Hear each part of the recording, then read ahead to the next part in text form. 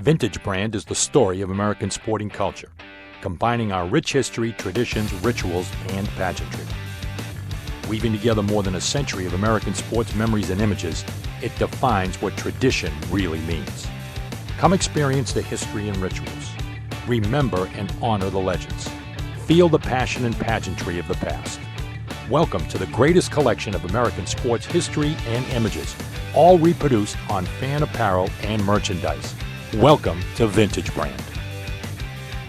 Welcome, everyone, to our latest edition of The Games People Play with Bernie Corbett. As I say every week, nothing's changed. I remain Bernie Corbett, and very pleased to be back with everyone here today. And as I say, it seems like every week we're very pleased to have a guest joining us today who's going to take us to Cooperstown for the first time here on The Games People Play. We've visited some other Hall of Fames for you fans of the show. We've been to Springfield, we've been to Canton, we've been to Toronto, and now we're going to Cooperstown, New York, home of the Baseball Hall of Fame. And the man that we'll be talking to has a number of unique distinctions in his career. I guess you can probably start with the fact that he is the only member of the Baseball Hall of Fame with more than 200 wins as a starting pitcher and more than 150 saves as a relief pitcher, a testament to his ability and his versatility, among a number of other distinctions, which we'll, I'm sure, get into and touch on today. We have with us Baseball HOF 2015, Mr. John Smoltz. John, welcome to the show. Great to have you join us today. Well, my pleasure. Thanks for having me. Well, John, we always go back to the beginning and the roots of our guests. And your roots go back to the town of Warren, Michigan, outside of Detroit. And very strong ties, if you will, literally and figuratively, to that ballpark at Woodward and Trumbull with the Detroit Tigers. Employment for a couple of generations of Smoltz at Tiger Stadium, no less. Yeah, this was, growing up just outside of Detroit. My grandfather worked at Tiger Stadium forever on the ground crew in the press room. Had a couple uncles who worked there, whether it be in the scoreboard. And, I grew up a big-time Tigers fan and was able to go to many, many games at Old Tiger Stadium. So, that's where my love for baseball started. I grew up in a musician's family, so it wasn't sports. It was basically music. And out of the blue, I developed this love for baseball and sports and wanted to play everything I could get my hands on. So my parents luckily allowed me to do that at the age of about 7. But up until that point, I was heavily tied down to music lessons, playing the accordion, practicing every day. But when I could, turn on the TV and watch as many sports as I could muster. We had Denny McClain on, so I guess we could have maybe formed a band of the environs of Detroit. We could have, Denny on organ, Smoltz on accordion. Thank you very much, ladies and gentlemen. But matter of fact, read a story that your dad was playing the accordion and serenading after the 1984 World Series celebration for that absolutely phenomenal Tiger team that year, dominant team. Yeah, he actually did it in 68. So when they won it in the World Series in 68, he took me to the 84 World Series. And so the 68 party, and my dad had played the accordion for over 50 years and in a band. So I followed everywhere he went, whether it was weddings, polkas, you name it. We had the old car with the 8-track tape and listened to all kinds of polka music. And of course, for the generation of people that remember Lawrence Welk was the TV show that we were forced to watch every day when he was on. Wonderful, wonderful. That's all I got to say about that show. Probably bringing back some bad memories that we were scarred with. But it's just great. As a matter of fact, I did have that note going all the way back to playing the accordion back in the 68 Tigers. And you had a little bit of a ritual, I think, that took hold. 1984, you brought a little sod back home to your backyard from the field at Tiger Stadium. Yeah, for whatever reason, once they won it, right, we were there at the game, and people went on the field and started tearing up the turf and pulling up the infield. I don't know why they thought that was something cool, but it started throwing it into the stands. And so my brother and I, we went over and got 2 nice 2-yard plots of turf, that was in the infield, and we brought it home. We planted it. We had a Tiger statue that oversaw it. It was kind of the remnants of the World Series that we were part of, fortunately. And then that offseason, after I got drafted, and then later after I got traded, I came home that offseason and went in the backyard, found out the grass had been ripped up and the tiger statue had been either destroyed or taken away. So that was not a great day in the life of the Smoltz family when the trade from the Tigers to the Atlanta Braves crushed everybody's world at that time, so to speak. That was the worst moment and the toughest moment of my life that ended up becoming the greatest moment of my life. I suspect vandalism there, as a matter of fact. There probably was some vandalism. Maybe perpetrated by a family member. That's, statute of limitations is over, so we'll let it go. Yeah. And also, we'd be remiss if we didn't mention connection through your mom to baseball, rather prominent, maybe the most prominent in Tiger history. Your grandmother was a Gehringer, as a matter of fact. Yeah, Charlie Gehringer was definitely I got a chance to meet him. I got a chance to play golf with him in his 80s. And that's really, when you think about the family that I came from, my mom's side's Italian, my dad, German, Czechoslovakian, but that's the side where there was some baseball connection. And I think the fact that he played for the Tigers and he was in the Hall of Fame was something that was pretty cool that I never dreamt I would end up joining them one day. Indeed. And by the way, for people that don't know Charlie Gehringer and his history, Sports Illustrated, they voted the greatest athletes of the century in Michigan. Joe Louis was number 1. Magic Johnson was number 2. And Charlie was number 3. So I rest my case there, Your Pretty witness, good, Johnny Cochran. There you go. Yeah. Quite prominent, 19-year Tiger and Hall of Famer. I know you've referenced the fact that growing up, you were, I guess you were on the small side. You've talked about you were the smallest kid on every team that you played on up until junior high. So you're always kind of battling that, John, growing up. I was. I had a unique gift of throwing a baseball, and I could get around and play all the different sports. But I, for whatever reason, had a late growth spurt, which my dad had. And I'm the tallest in my entire extended family, going all the way back as far as you can go. I grew 7 inches about basically my junior year. I had size 12 feet. I was 5 foot nothing, and I knew something had to happen. I had to catch up, or I was going to be flopping around, right? So yep. I definitely hit a growth spurt that changed a little bit of how basketball was played, how baseball was played, and then the coordination. I was able to pick that back up. I had some knee problems because of the growth spurts. You can imagine growing so fast. But all of that really helped my confidence. But I could play no matter what size I was. It's just people see me at 6'3", whatever, 230 pounds, and realize that maybe thought I was that way my whole. I really wasn't, and I had to overcome a lot of things that most people wouldn't have assumed I had to overcome when I was little. At Waverly High School in Lansing, Michigan, you were a 2-sport all-state performer, both baseball and basketball.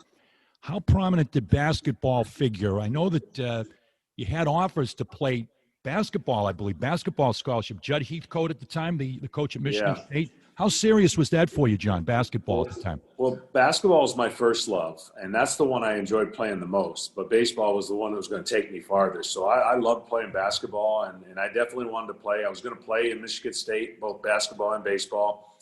I loved football. I was a quarterback. I could throw it forever, but my dad made the wise decision. Being small, slender, I would have got crushed as a quarterback, so I never really progressed after 7th grade. So basketball became my first love, and I played it till I was 50 when I retired. I played about 9 years after retiring, but now I've given that up at 53. And I think that sport allowed me to have some similarities that I used in baseball. And I just enjoyed competing against some of the greats. My senior year, I played in the All-State All-Star game against 7 would-be NBA players. Wow. B.J. Armstrong, Lloyd Vaught, Glenn Rice. There were so many talented Michigan players that I realized that baseball would be my future. Indeed. Wise decision, as it turned out. As a result of that baseball draft, and of course, you had a distinction, which I guess lasted for only 1 year, because then Mike Piazza came along. Yeah. Blew you out of the water on that one, by the way. Right. The lowest drafted player to go to the Hall of Fame. But of course, got to put a little asterisk next to that because of the situation with basketball. I think that probably scared a lot of people off in baseball about this guy. You know, we're going to waste a high pick on him. He may be a basketball guy. He's a scholarship guy. I think the biggest thing along with that was the fact that I signed so early to go to college. I wanted to get that part over with. And then college, you know, signability was I had a full ride at Michigan State. And so the signing bonus was going to have to be a little bit higher. And I'm sure that had something to do with it.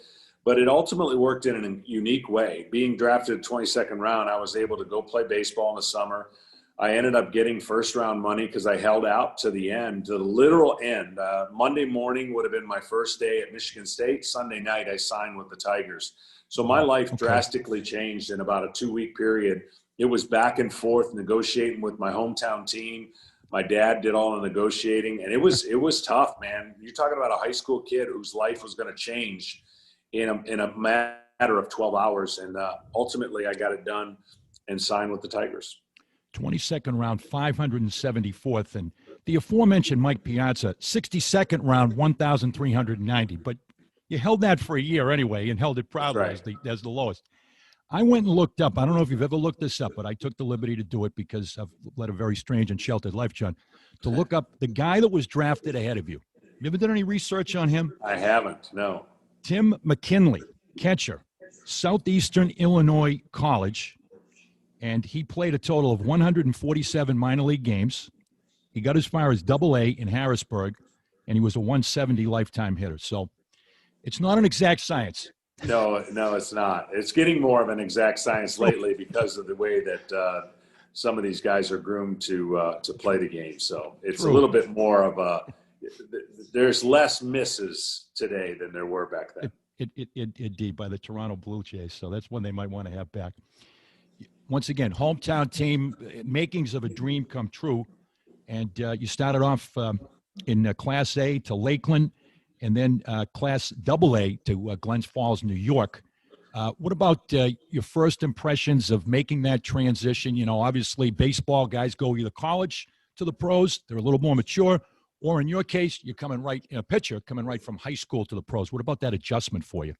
Yeah, well, mine was super unique because I signed so late. I missed rookie ball, I missed instruction, I missed everything. So I went right with the big club for the last month and a half. So here I am signed, and I'm working out with the Tigers and the guys that are my heroes. It was so unbelievable. Wow. My first road trip was to New York and Boston. I was a fish out of water. I was following the bullpen catcher around. I had no idea what life was going to be like, but I got a glimpse of the big league life at an early age, and some guys that were instrumental in really helping me become or know what it's like to be a big leaguer. Alan Trammell was first class. And so I made these adjustments. After that season was over, I went to instructional league, worked out with the club and the prospects, went to A-ball, had started off really fine, and I think 4-0 or something like that, and then I got hurt and ended up 7-8. Then I went to instructional league again. We made the AA team. Had a miserable first half. I think 5-11 when I got traded, and the team wasn't very good. The Detroit experience wasn't as great as I was hoping for. They did not spend money in the coaching staff or in the farm system. They basically had this, the 1927 Yankees didn't need it. We didn't need it. And when I got traded to the Atlanta Braves, they had an overkill of coaches, and they had all kinds of people to help. To give you perspective, in single A and double A, we didn't have a pitching coach. Wow. We had a roving pitching coach. No, we had one manager, no other coach. And a rover would come and see me every once in a while, but I was lost. And in Atlanta, they had a pitching coach at every level. Instructional league, they had a bunch of coaches that really took me by the hand and helped develop me to the next journey in my life, which ended up being the greatest journey ever. And I never could have predicted that after being traded at 5-11 or whatever my record was. Yeah, 4-10. 4-10. 4-10. Yeah. 5-something ERA. 5.68. I'm thinking, well, they don't want me. So I forgot that the team that was trading for me actually wanted me. And that was a positive. Getting traded from AA, I had to go immediately to AAA. So I was way out of my league there. Got beat up by the Tidewater Mets and, struggled there. But then after that, another instructional league and another level of improvement, I was well on my way to getting to the big leagues, which was my ultimate goal. And that was the trade, as it will be. You're remembered in infamy for the Tigers and in fame, in great fame and Hall of Fame for the Atlanta Braves. Bobby Cox at the time was the general manager. He made the deal. And, once again, it's always when there's prospects and contenders. The Tigers were in a three-way race, which I remember for the AL East at the time. They needed veteran pitching help. Thus, they went after Doyle Alexander. But then there's always on the other side who you give up and who you hang on to. The Tigers decided to hang on to Steve Searcy, and I read a quote from the Brave scout at the time, John Hagman, that said to Bobby Cox, "There's no way they're going to trade this guy Smoltz. He's going to be an all-star. He's going to be a 20-game winner. He's going to win a Cy Young. The only thing he left out was Cooperstown, and he would have been 4 for 4."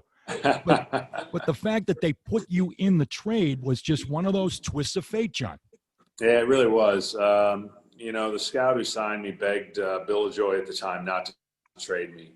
There was some differences that Bill and my dad, there's some miscommunications early on in our negotiations when I signed. That had, believe it or not, something to do with the trade, because there was some give him Smoltz, and it's amazing. I know that probably goes on more than people know behind the scenes when there's maybe a difference or a personality, whatever. I was just in the middle of something that, fortunately for me, I got traded to a team that needed pitching. Right. I would not have been in the big leagues with the Tigers, no matter how much I developed anytime soon. They had a veteran pitching staff. So this truly was the fate and break that I needed.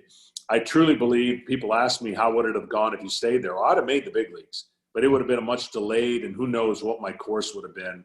And the Braves just had an opportunity that they couldn't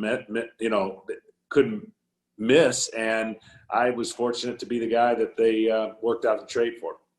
They kept Searcy, and once again in my research, Steve Searcy, 6-13 all-time, 5.68 all-time ERA in the majors. He was the Player of the Year in Toledo, so they had a little hope in 1988 when he was the Player of the Year in Toledo in the International League, but hope faded quickly, and then, of course, the rest was history. You were 20, would spend 20 years in Atlanta. Doyle Alexander was 9-0 down the stretch, so we helped the Tigers win the AL East that year, but he was out of baseball by the next season, John. Yeah, and back then, I can't blame the Tigers for what they were trying to do. He absolutely delivered. The only loss he got was in the postseason against Minnesota. Right. And I was still rooting for the Tigers at the time. And then all of a sudden I said, 9-0, man, this trade's going to look lopsided if I don't do something on my end. And certainly this trade will always be known as one of those that they look back and go, what if would have happened? And the Braves, obviously, I like to think struck gold. And for me, they gave me an opportunity for me to deliver what I had always hoped I could in that major league career.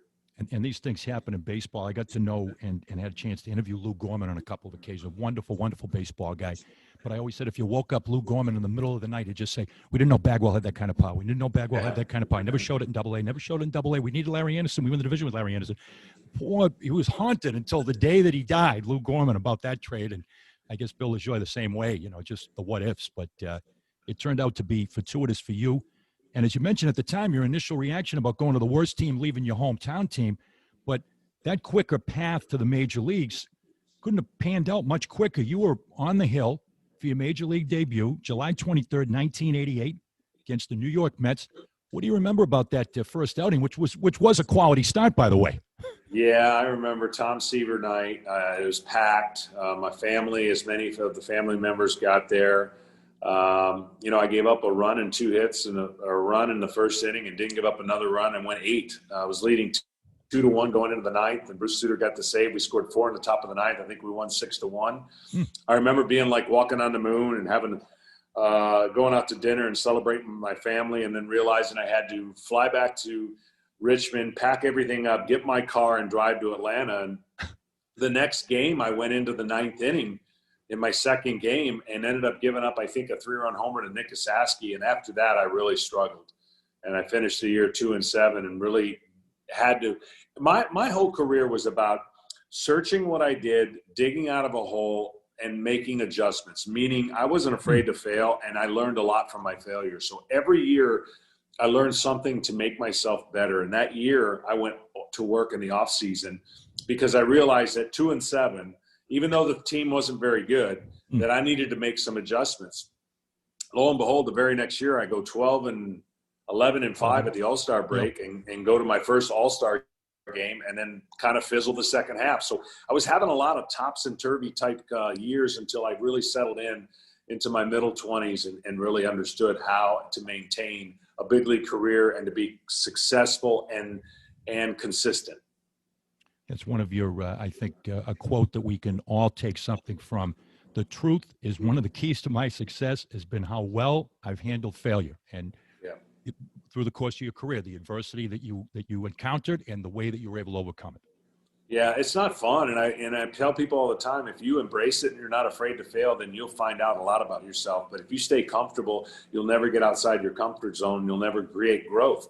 And I know a lot of people don't understand. A lot of athletes stay comfortable because they don't want to be exposed and they don't want to be the ones that they're talking about. And it's really through some of my greatest failures that I was able to appreciate and experience some of the best success. And there's no doubt. Without the failures, there's no way I would have been the pitcher I was. The next year, you solidify your spot in the rotation. You make your 29 starts, and a guy named Tom Glavine comes on the scene. Not far from where we are now, from Billerica, Mass, right up the road. Baseball, hockey star at Billerica High School. And your first impressions about a guy that you were going to spend considerable amount of quality time with over the next decade or so. Well, we both grew up in relatively the same part of the country and had the same kind of work ethics and personality. We enjoyed working at our trade, and we didn't take anything for granted. And we became great friends, played golf a lot, and I just appreciated his hard work. Look, Tom Glavine, when he towed the rubber in his first couple years, if anyone could have predicted he was going to go to the Hall of Fame, you would have checked that person in. And you would have said the same about me. If you would have predicted I was going to the Hall of Fame my first couple of years, you'd have checked that person in and got him evaluated. But it's a tribute to his blue-collar work ethic, the roots of his parents and where he grew up, and just that he was not going to leave anything short of everything that he had to offer. He wasn't flashy, but he was diligent, stubborn, and he taught me how to pitch when everything isn't going right, like how to have that poker face. And there's a lot of things that under the hood, and people didn't understand what was going on with Tom Glavine, but he won 300-plus games. And it's a big tribute to his personality and stick-to-itiveness and work ethic. You mentioned about being similarities with the area of the country. Tom's Boston guy, you're a Detroit guy. John, as a lifelong baseball fan, it never ceases to amaze me how anybody can make it from Boston to Detroit with all the advantages of the California, the Texas, the Florida, all the warm weather, Arizona, these guys. It's really remarkable to me to see a Glavine, a Smoltz, guys from Detroit and Boston make it, particularly as pitchers because of all the disadvantage that you grow up with, just the weather alone. I think we actually had an advantage because we never got burned out. We played seasonal sports. You mentioned Tommy played hockey, and we were able to pour in when the seasons change, the sports change. And I think it's becoming a huge disadvantage from an injury situation for those kids who think, and parents think, they get to play year round, that they're perfecting their craft. There's nothing that is being documented that isn't farther from the truth that year-round baseball or year-round sports is a byproduct of basically you're going to get injured. And so I think the scouts back then realized that we had a lot more on our arms because we could only throw so much and that we didn't overthrow. And I think it became a blessing. My dad tried to move us to Florida for my baseball career. Yep. Yeah. And I begged him not to. I wanted to stay home, play. Our house never sold, thankfully, because I liked it where we were, and I had the fun and best time of my life playing all the sports that the seasons in Michigan allowed us to play. And I tell parents that all the time. I've held seminars, and it just seems like they don't think I know what I'm talking about because more is better. Yeah, more is better in the eye of the beholder in the business of baseball, and that's really saddens me. It's why I spent a significant time in my speech addressing that. That's right. I addressed it that, baseball's not a year-round sport. I wanted to take the burden off the parents to understand that their God-given talent is something you can't teach, that if a child is athletic, he'll be able to perfect his sport in whether it's the short time. And I just think that was important enough for me. It didn't – hopefully it helped some parents, but I think the business of sports is so big that no one's paying attention to the outcome or the problems that come along with hitting 2,000 times a week and pitching every, 8 months a year. All those things create an opportunity for you to get looked at and get in the big leagues, but the sustainability is just not there. The evidence is showing. Absolutely. I know that your Hall of Fame speech there, and you talked about, how ludicrous 14-year-old kids getting Tommy John surgery, as if this is the right route to take. It's just so distorted. It is, and I know social media has exasperated that, because when a kid at 12 years old touches 80 on a radar gun, nobody even knows if he can pitch, but it blows up, and every scout and every coach of college wants to look at him, because we're obsessed with the velocity, the distance people hit a baseball, and we don't even know if the person is athletic enough to repeat that delivery. So it's become such a craze and such a carnival-style baseball where radar guns are ruling the youth baseball, that it's kind of like, I tell parents all the time, it's like Christmas. If you have a gift, you wrap it up and you put it under the tree, and when it's time, you open it. The same thing with an arm. You got to wrap that arm up. You can't allow that to be on display all the time, because at 12 means nothing. People used to come to me and say things like, my son has got a 1.2 ERA and he's 9-1. And I'm like, what college does he go to? He goes, no, he's 10. And I'm like, oh, you know what? That's great, but that doesn't mean anything. That means he's absolutely probably spinning breaking balls, pitching too much, playing travel baseball. All these things that are great within balance become out of balance, and just gives this young man a greater chance to have that Tommy John, to have the second one. And, that's why I said, doctors disagreed with me when I made this statement. I don't believe, and I understand the doctor's statement after I make this, but I don't believe there'll be another Tommy John recipient that goes to the Hall of Fame. Right. And the reason they disagree is because there are going to be so many people that have Tommy John, the chances go up. But my point was, they're having Tommy John at such an early age in their careers. There's no evidence that it lasts in perpetuity, right? I think the careers are going to be shortened because of Tommy John's, which therefore hurts the chances of a Hall of Famer. I will say, though, that since I said that 100 years ago, there is a better chance that someone will get in via Tommy John, only because there's just so many more. And you'll find someone that will be able to do it. Glavine joins in 89. Bobby Cox decides to come back to the dugout in 1990, and he brings a gentleman that had a rather sizable impact in your career along. You mentioned about not being coached in the Tiger system. Your pitching guru, Leo Mazzoni, comes into your life at that point, and he certainly had some theories about pitching.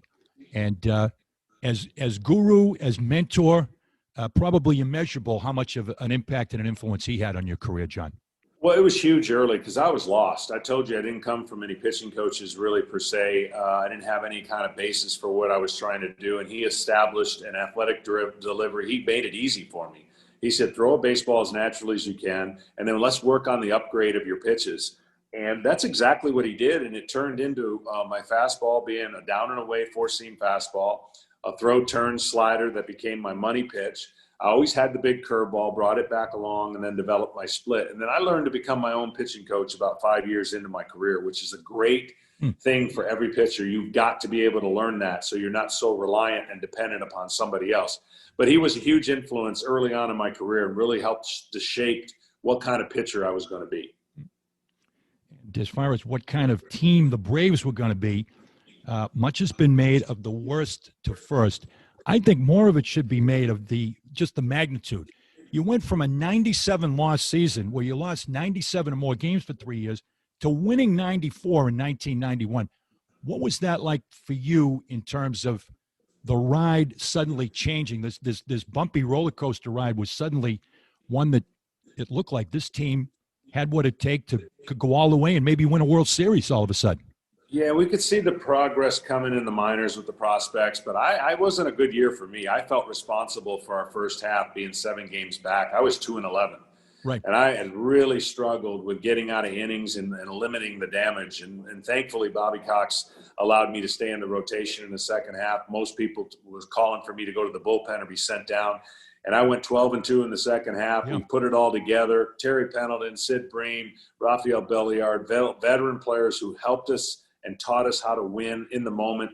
And it just was a magical campaign for me in the second half for perseverance, what I talked about from coming from failure, and then pitching the three most significant games in what would be our Braves. You know, the clinching 9-inning game to get us in the postseason against Houston. It was a rocky game, but my manager let me go 9. And then I pitched the 9 shutout innings against Pittsburgh in Game 7, and almost pitched 9 shutout innings in Game 7 against Minnesota. So no one could have predicted at the end of the All-Star break that I would be able to turn it around and that this team would be able to go, like you said, into a place that nobody predicted and nobody paid attention. The Dodgers, the Reds, they weren't looking at us. We just kind of snuck up on everybody and snatched it. I think the last 7 games on the road, we went 7-0, which talks a lot about the maturity of our team and how we responded. And respond indeed. Matter of fact, you mentioned 12-2 down the stretch. And you also had an opportunity to, and this was, I think, rather novel for the time, consulted a sports psychologist to kind of get things turned around for you, the mental side of it, which went from 2-11 to 12-2. Yeah, I was in a funk, and the general manager asked me if I would speak with somebody, and I got in a slump like everybody does, and sometimes it's physical, sometimes it's mental. In this case, it was more mental. I openly talk about it, that I messed up in the offseason. I let a negotiation go awry to affect me. I was very determined to show my general manager why the negotiations went the wrong way, and I changed my philosophy, and it got me into a hole. And so this was such a simple process that allowed me to get back on track. I know in that time frame, everybody wanted to believe that I was sitting in a chair with a TikTok and this guy, doctor, transformed me and turned me into a great pitcher. That's not the case. Right. But he gave me some tools to just unlock some of the things that were stuck. And I never looked back after that. It was never an issue. And many people didn't really want to know the real story. They just wanted to believe in this other story, and it got legs. And then I finally had to put an end to it and say, look, I'm an advocate for sports psychology. I'm an advocate for people getting out of any kind of slumps in life. And I think there's the right way to be able to do it. And I just think the media back then, imagine doing that and never getting asked a question the entire year. And they were talking to the sports psychologist the entire time about it instead of me. And so then the next year, I finally had to just basically say enough's enough. Let's talk about the reality of what went on. So it all is part of who I am, and it's part of what I talk to people about all the time. And I can share now a lot of things and wisdoms that I couldn't have shared before, having not gone through it. A game that'll be talked about as long as they talk about baseball, and that's that 1991, the Game 7 of the World Series. Not only is it a Game 7 of the World Series for you as a 24-year-old and relatively early in your career, the first hint of success for the Braves, but on the other side is a guy named Jack Morris who, oh, by the way, you're going to pitch against, literally and figuratively, your boyhood idol is on the other side. Yeah. I mean, that experience, how did you not let the moment overwhelm you and let the adrenaline take over in a positive way to be able to pitch as well as you did in that game? Yeah, I did this as a kid growing up in Lansing, Michigan, on the street corner on the curb. I threw against a brick wall, and I put myself in every 7th game imaginable with a rubber ball. So I'd already lived it out as a kid and did this for years. This wasn't just occasional. And then that 7th game in Pittsburgh really helped. Pitching 9 innings, finishing the game. Jack Morris became an afterthought because obviously he was my idol and I grew up watching him, but when you're pitching against that person, you're not really pitching against that person per se. And I felt like I was in a zone my entire game. It's ironic that the only trouble that I got in, I had to come out of the game when he got in and out of trouble all game. And it was just a tribute to what he had been through. And he had enough experience and years on him that he could tell his manager to get the bleep off the mound, and I couldn't do that with mine. So it was a magical game. It's one I'll never forget, and it's one that you always want to be at your best when the 7th game comes around. Fortunately for me, I was. Unfortunately for us, we could not score a run. Indeed, the case. And 1992, the following year, you climbed the mountain again in the postseason. You were starting to get that, just even early on, that Mr. October, if you will, of the mound. Reggie had it at the plate. John Smoltz began to develop it. And you had another just fabulous postseason. MVP of the NLCS with 2 wins, and then around the team coming back to rally, and then on to an opportunity with the World Series. Once again, the confidence level of your team at that point, was it just you felt? I mean, if we get enough kicks at the can, it's going to happen, even though it's not that easy. I mean, just to get to that point with what you achieved, even in those first couple of years, wasn't that easy. Yeah, the pressure was mounting, unfortunately. We had been, 0-for, and they were starting to get prepared to the Buffalo Bills for some reason, which I think is still a great accomplishment, but somehow people view that as a failure. The pressure was greater because the postseason became harder. There was an extra series now. The wild card was introduced. So it wasn't going to be an easier road. We probably could have lost to the Colorado Rockies that year. But once we beat them, we felt confident that we could outpitch anybody, that our offense would muster enough runs. And how ironic that we lose our first World Series 1-0 and we win our first World Series 1-0 behind Tom Glavine's gem. And for me, I was, again, who would have thought that I'd be prepared to pitch a possible another Game 7 had we lost that game? That would have been my 4th Game 7, and that would have been something to think about. But I'm glad we're talking about the World Series championship instead. Indeed. The final piece of the Big Three, if you will, was put in place 1993, the birth of the Big Three with the signing of Greg Maddux. I asked you about Glavine. Your first impressions of Maddux now being friend and not foe and being part of that troika, that rotation. Yeah, that was when we got Greg Maddux, that was like the greatest shot in the world for our team. I mean, I knew he was a phenomenal pitcher, but I never realized how incredible he was going to be and how much time we would spend those 10 years together.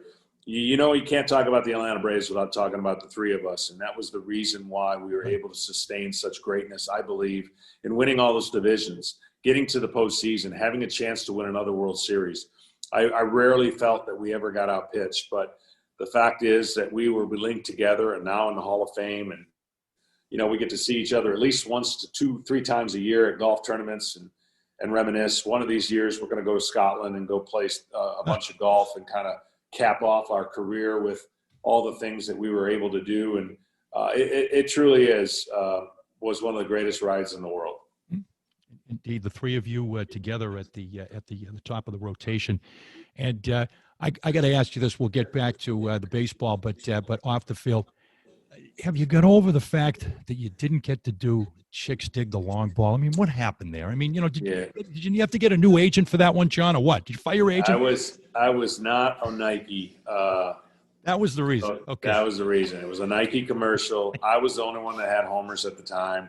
Right. And because I wasn't a Nike client, I was not able to be part of the commercial. So nonetheless, a fun commercial for those guys to do. And I always razzed them at the time. How can you do a commercial about Chicks Dig the Long Balls when you guys can't even hit one? And you had 5, including one in a game where you were down 3-0. I mean, you talk about, I grew up with Ned Martin and Ken Coleman, and whenever the pitcher would come up back and, before the DH, well, right now, Sonny Siebert's got a chance to help his own cause. Help your own cause. That was the ultimate. Nothing. You get up there and says, well, give me a bat. I'll go hit a 3-run homer and tie the game.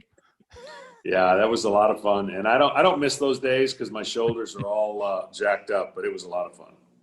Indeed. And, once again, the string that started in 1991, and there was no stopping now with Maddux, and another trip back to the World Series in 1995. And then, as you mentioned, finally, it was, as Vince Scully said, with the Dodgers in 1955. Next year comes to Brooklyn. Next year came to Atlanta in 1996. And if we could just back up to spring training, you came in spring training and said, all right, it's enough of this Cy Young stuff for Maddux.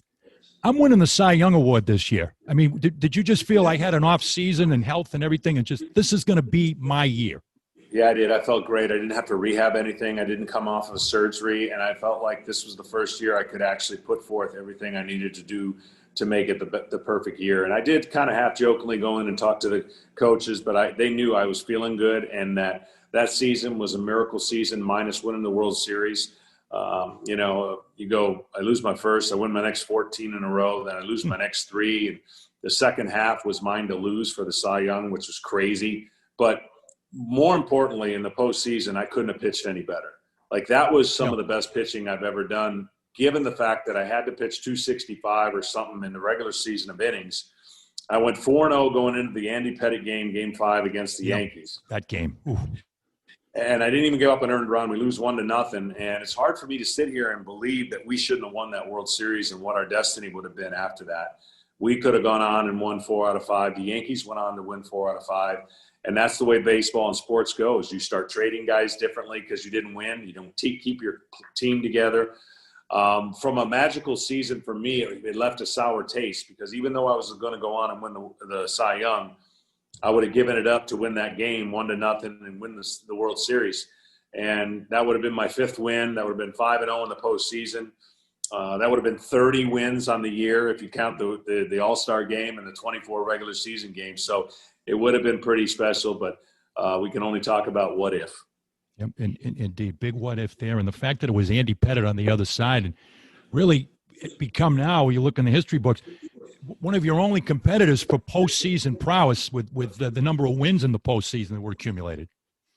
Yeah, Andy, of course, got a chance to play in a lot more postseason games because his Yankees. You think no one could play in more postseason games than we did, but actually Andy did, because they were in more, and he was able to deliver under the gun. And Mariano Rivera doesn't hurt. Yeah, absolutely, exactly. Knowing that the last 3 outs are relatively meaningless for the other team, might as well get as David Letterman would say, you might as well get in a cab at that point. But 1996, just brilliant. 24-8, 2.94 ERA, 276 strikeouts, and just that postseason, just a postscript to that postseason, 38 innings pitched and a .95 earned run average. So you literally delivered from March all the way through October, and well over 300 innings total. Yeah, that was a great year. And postseason, you can't live on one game. You got to go do it every single time. That's what I love most about the postseason. Mm-hmm.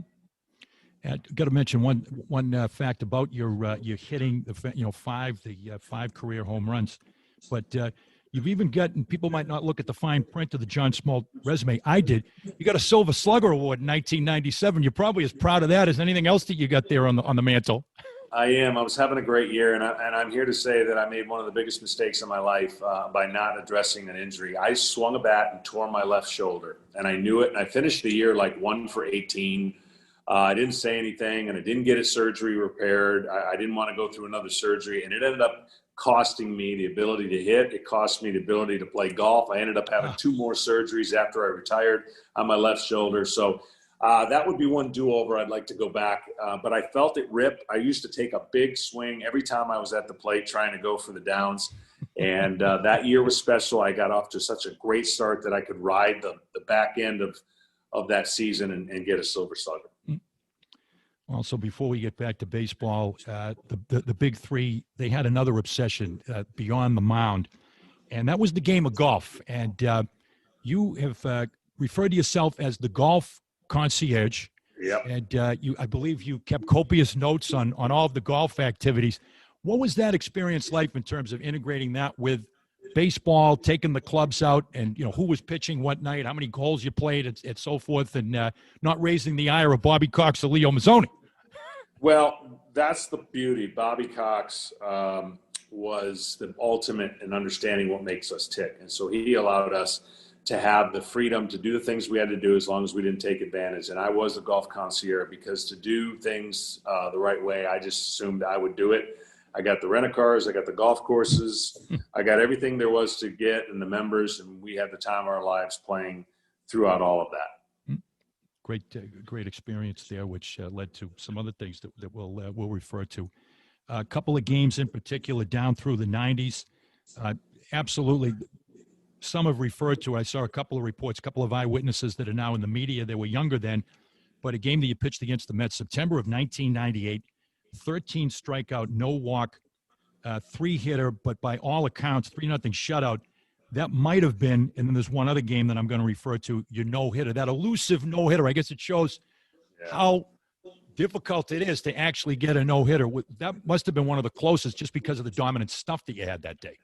Yeah, that was one of those games. I think back to San Diego when I had, 12 strikeouts through 8, no hits given up in the 8 with 2 outs, and I gave up what was a rule to hit to Tony Gwynn, but it was Right. an error. And Bobby wouldn't let me pitch the ninth. That was about as most dominant as I've been. I couldn't get Tony Gwynn out. And that felt like that was going to be my no-hitter. But I had a couple chances, but you're right. It's just very difficult to get that done. Yep, I hate to bring up Tony Gwynn, but since you brought it up, 75 plate appearances. I know you don't want to hear this. You're going to say we got a bad connection right now. He hit 444. You only struck him out once in the career, Yes. and he did have that dubious double.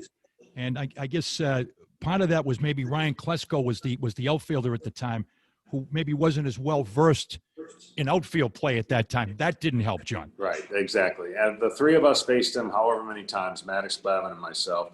We struck him out 3 times. So if that tells you how far the game has changed, that was Tony Gwynn at his best. And I did get him once. Maddux did not get him out, strike him out, I believe, and Glavine got him twice. And Glavine, because he's got the distinction. He got him twice. Anyway, yeah, that's what Tony Gwynn was obviously devastating hitter. And do you remember when you hit that home run off of the in '99? You hit the 3-run homer to tie the game. It's one of my favorite Chris Berman nicknames. Do you remember who it was? Well, if it was Dave Island. Dave, no man is an island. There you go. Very good, very good. Off of Dave Island. And your 3,000 strikeout going to 2008. Do you remember who you got for your 16th strikeout in that game? 10-point toss-up question.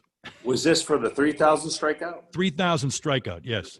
Felipe Lopez, maybe? Absolutely. I was going to say, he's got 500 points here, Alex. He's moving right along. So Felipe Lopez, you didn't forget.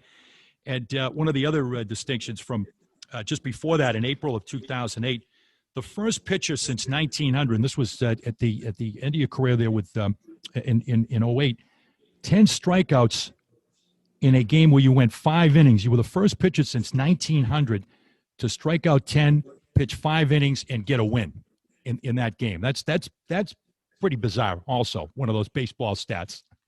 That is. Yeah, that's pretty amazing. And once again, we talked about Tommy John's surgery, and you being the only pitcher in the Hall of Fame with Tommy John's surgery. You had the surgery in 2000, but as is the case with that Warriors mentality, John, of guys, with you were the ultimate bulldog, give me the ball. It was coming for a while, and you finally had to succumb to it in terms of breakdowns and attrition over a period of time. It seems like a lot of pitchers go through that, and they just say no mas at that point. Yeah, I pitched with it compromised for about 3 years. All those postseason innings got caught up in the lack of time in between. And I went and pitched as long as I could until I just couldn't do it anymore. And at 34, that's when it basically let me know that we were done. And fortunately, I had the surgery, and fortunately, I was able to come back, and never thought my journey would go the way it did. But a lot of perseverance and a lot of previous things happening in my career that led me to this point.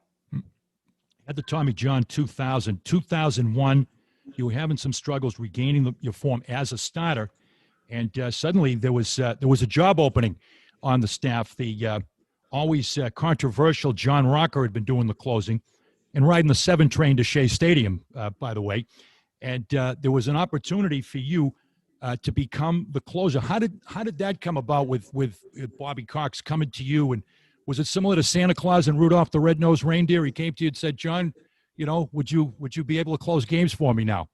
No, it was actually the other way. I went down to the minors after getting put on the DL for about a month or two, and I told Bobby, I'm going to go to the minors and learn how to help you pitch out of pitch out of the bullpen. He goes, "No, I'll wait for you to start." I said, "There's not enough time to do it."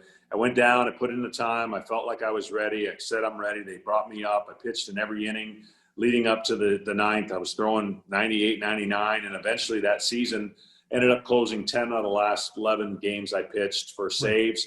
And then it sealed my fate. That's all they wanted to talk about. GM said that's where you're going to be for the foreseeable future. And, I had to learn on the job and learn a whole new part of it.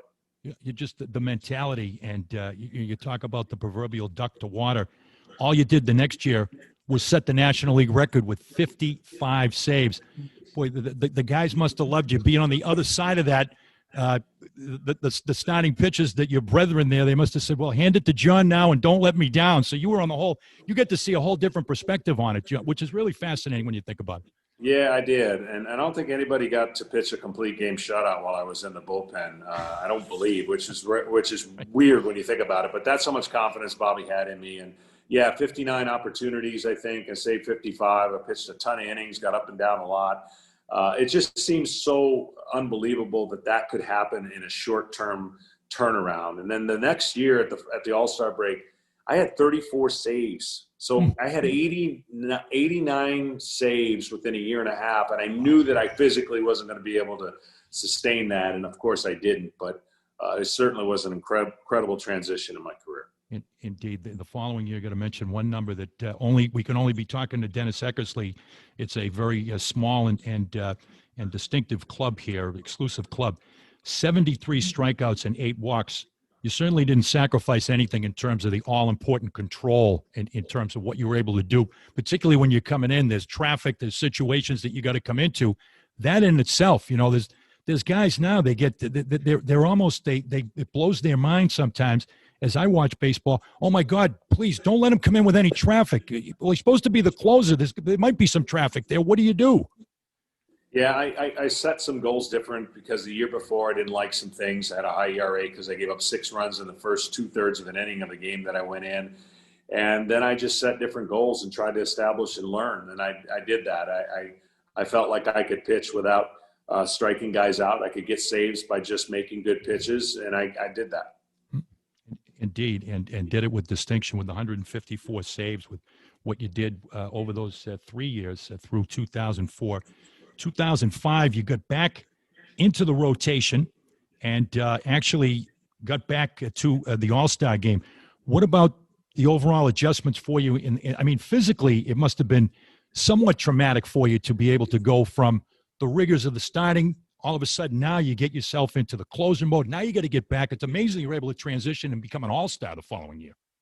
Yeah, I had to learn so much that I picked the brains of a lot of people who had done it in the past. Physically, it was taking its toll, and that's what I ended up going on the DL a couple times. And I just didn't think that I could sustain that kind of, everyone thought, well, this will be better on your elbow. Well, when you're getting in the game that many times and you're up and down that many times, it definitely takes its toll. So I wouldn't trade it for anything. I got a chance to go back to starting after that, and it just was a unique career. Indeed it was, and you remained a starter back in 2005, 2006, and 2008, going down the stretch of your career. What about the whole mentality of being, first of all, the only guy that was there for that amazing run of the 14 straight division championships? But suddenly, did you look around? It was almost like one of these reality shows. You were the last man standing of the big three, and really the last man standing of that core group. You welcomed in a whole another generation with Glavine to the Mets and Maddux back to the Cubs and so forth. And yeah, it was. I never. Growing up a Tiger fan, I always admired that the Lou Whitaker or Alan Trammell played their whole career with the Tigers. I was hoping to do that with the Braves. I almost pulled it off. Getting a chance to play for Bobby and being around him that whole time is the reason I stayed and made the adjustments, and definitely almost did it. I finished with Boston and St. Louis. It was a comeback, and I enjoyed my entire career. And you beat Maddux in 2007. What that experience? That was one you might still talk about when you walk on the seventh fairway once in a while. You got him 3-2, and then of course the big one was it happened to be Glavine in your 200th victory, exactly 11 years to the day after your 100th. The fact that you matched up with Maddux and then Glavine in such a significant game in your career. Yeah, playing against them was something I never thought I was going to do, but I have the ultimate respect for each and every one of them because I played so long with them. Glavine, I'll never forget my 200th win, just because it was against him. I would have never been able to tell you who it was against had it not been against Glav, and we spent 15 years together. I had pitched against Greg before, and then we were teammates, so pitching against him again was not as big of a deal as it was pitching against Glavine. Mm-hmm. You got your 3,000th strikeout at 41 years young, and you joined Walter Johnson, Bob Gibson, and the lefty Steve Carlton, and that was in 2008. And your parting of the ways with the Braves. We just saw this with Tom Brady. I guess that's the only analogy I can make. Somebody iconic, the 2 decades. No matter what, it never seems to end well, even with a relationship that was so deep. And I think you had a little bit of a bitterness with the way things actually ended with the Braves. You still wanted to pitch, and you still could pitch, and you still did pitch. But just to touch on that for a moment about what that was like after being part of it for so long.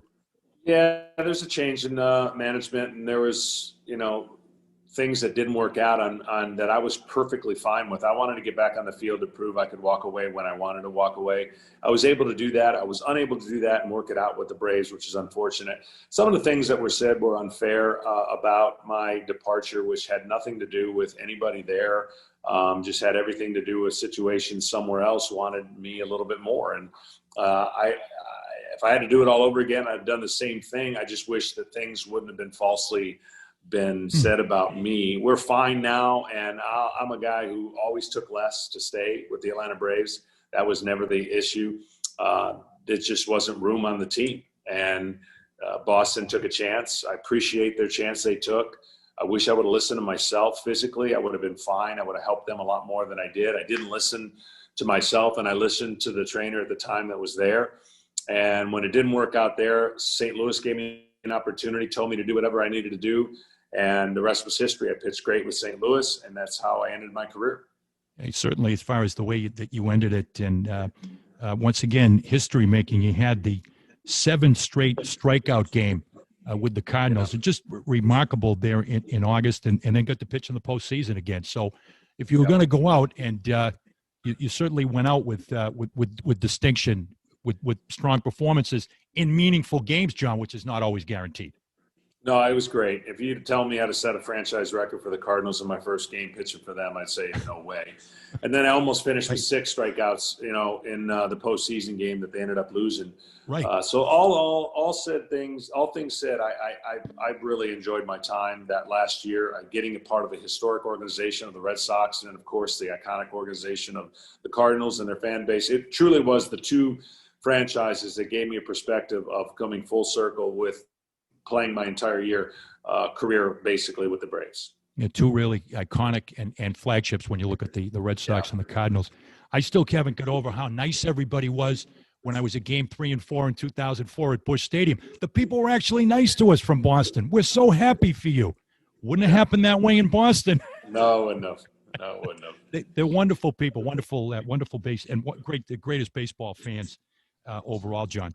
And once again, all forgiven. You came back and had a very emotional day with the retirement of your number and induction into the Braves Hall of Fame. And you got to throw one more to Brian McCann there. You said, "Please don't crouch, Brian. Don't put me in that position." No, it was. I've lived here for 30 years. I'll always be known as a Brave, and my tenure here was second to none. And I had the time of my life. My career was one that you can't define in one way. It was very unique, and for that, I'm grateful. Indeed. And today, once again, your Hall of Fame induction back in 2015, and now many things keeping you busy right now. You're the lead analyst for Fox, and making that transition. Also, your golf game, the Senior Open 2 years ago, and bowling. I mean, I didn't even know about the bowling, but there's certainly a lot to keep you busy at this stage as a retired man from baseball. There is. I've got a 2-year-old grandson and a 1 on the way, and so life is good, and all the opportunities I get to compete in tournaments are great, and I can't wait for the next one. But they basically have given me an opportunity to do things I would have never done before in my career, and calling the World Series is pretty cool, to say the least, and doing it with Joe Buck is great. Indeed, great opportunity for you there. And if you want to read more, I know your book is still available, Starting and Closing, Perseverance, Faith, and One More Year. It talks a lot about God in your life for the past 25 years, and great read. And you also have your foundation, John Smoltz Foundation. You've been active with a number of charities, John. Yeah, it's been important to me. Probably the greatest accomplishment in my life is the Roberto Clemente Award, which recognizes what you've done off the field and in your community. And that's something that we forever linked with to a man who did what he did and the causes he fought for. So I've definitely been able to impact a lot of different charities and communities because of the sport and the jersey I wore, and I'm grateful for all of that. Well, John, we're grateful that we had you, and I want to get you back to talk about pitch counts sometime. Okay. A guy that threw 52,000 pitches in the regular season and another 3,200 in the postseason. I'm sure you'll have something to say about that. And my final thought, other than the fact that Bobby Cox said you were the most competitive and the most stubborn pitcher that he ever managed, I can't think of a better compliment for your competitiveness from the Hall of Fame manager. And my final thought is, a very good friend of mine was a longtime hockey coach at Boston University. He said, why don't they just change the name of hockey to goalie? I say, why don't they change the name of baseball to strike one? Isn't that really what it's all about? It sure is. That'd be a good way. Indeed. John, thanks very much. We really appreciate you joining us here today. And you played well with us on the games people play. All the best, and best of the holiday season. Thank you. My pleasure for having me. John Smoltz, there you have it, folks. HOF 2015, our guest here on the Games People Play. I'd like to thank my executive producer, Andy Bernstein. Also, thanks to Colin here all the way from the West Coast today and making this possible and for making this ride possible for us with Hall of Famer John Smoltz. So for Andy Bernstein, our executive producer, this is Bernie Corbett saying, play well, everyone. Vintage Brand is the story of American sporting culture, combining our rich history, traditions, rituals, and pageantry. Weaving together more than a century of American sports memories and images, it defines what tradition really means. Come experience the history and rituals. Remember and honor the legends. Feel the passion and pageantry of the past. Welcome to the greatest collection of American sports history and images, all reproduced on fan apparel and merchandise. Welcome to Vintage Brand.